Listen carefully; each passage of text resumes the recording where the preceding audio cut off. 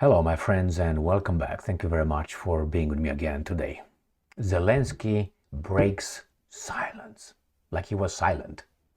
He's never been silent. He was everywhere, but he was fighting a war. Remember, when you're in a war and you're losing, you don't have time for BBC, CNN, all these interviews. That tells you someone else is leading, not you, or in charge of that. And you find those in London nowadays. Now, what did Zelensky break the silence on? What did he do? In social media, and I will show you. Zelensky breaks silence on social media after fiery Oval Office exchange with Trump. Thank you, America. So this is thank you, America. Let me tell you something about thank you, America.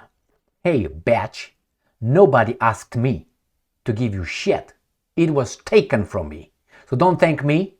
So your premise is that I gave you something. No, it was taken from me without being asked. Now, if you say, hey, Emil, it is true, but you see, your elected officials that you voted for or you didn't vote for, your representatives that represent you, they decided in your name, because you give them imperium, right, the right to rule, then they did it for you. So yeah, he thanks you. Okay, well, let's put that to task. So if that is true, that means Donald Trump is my president, I like it or not, correct? Based on the election representative, elected, remember? So that means you, little bitch, little thug, showing up by my president's invitation, you come dressed like a thug. First point. I didn't like that. By, how do you call it? By,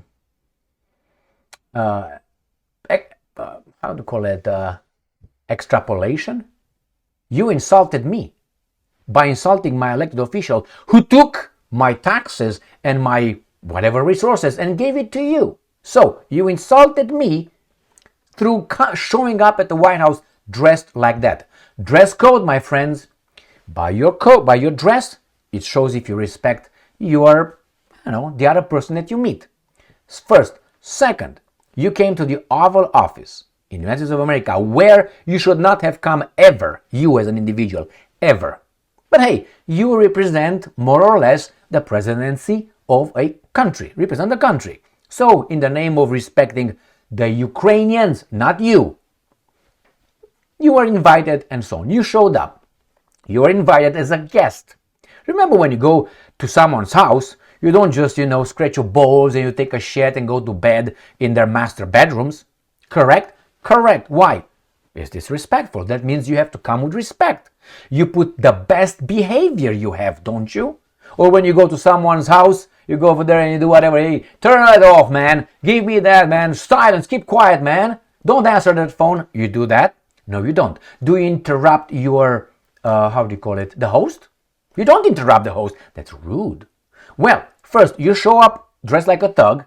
Secondly, you show up to an invitation that you should never been invited based on your position. Then you come over there and you jump on the Vice President of the United States of America.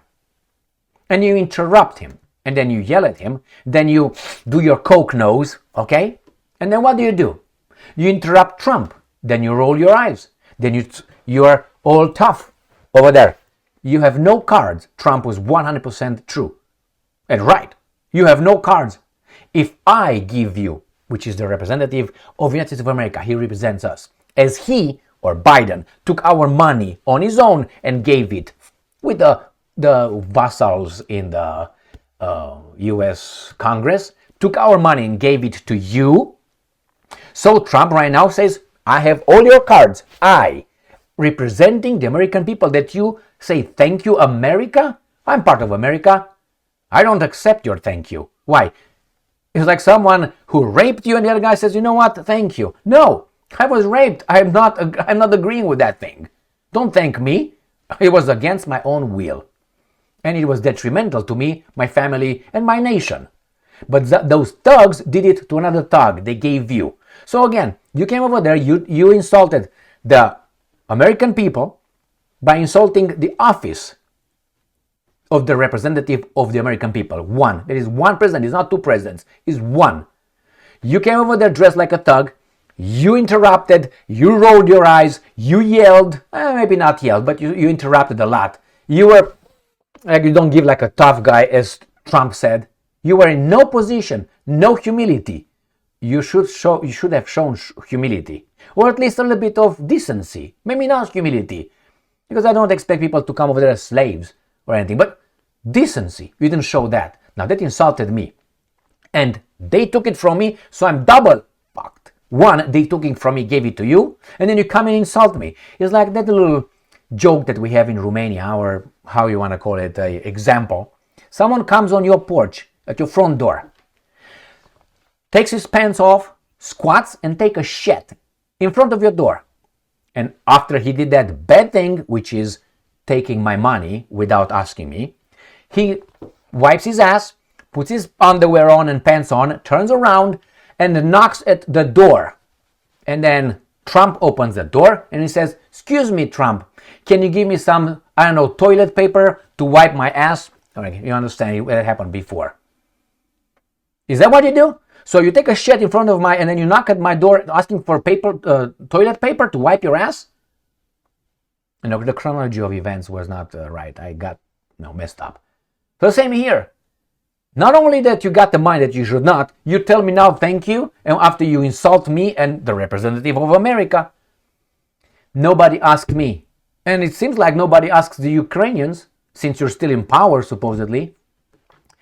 So that's all I had to say about this individual, who I think his days are numbered. He's very well received right now by, I think, the center of the garbage against the Russian people, which is in London. That's the location. That's the head office. It's located in London. The Russian people, the Russians, Russia, the main enemy that wants to destroy it, is located in London. Now, it's not the English, it's not the Welsh, it's not the Irish, it's not the Scots, or the foreigners over there. It's someone else. They use those people to destroy Russia. And Zelensky, you can't touch him. Like MC Hammer. Can't touch the do. Right? So, this is the life we live in. Remember, if tomorrow your leaders in Europe decide that it's necessary to defend you by sending troops to Ukraine, what are you going to do? Let's say, and then the Russians will destroy your troops over there, obviously. We'll hit them. And then what are you going to do? And let's say tomorrow the Russian says, you know what? You are my enemy, we're going to attack you. Are you going to fight for Starmer?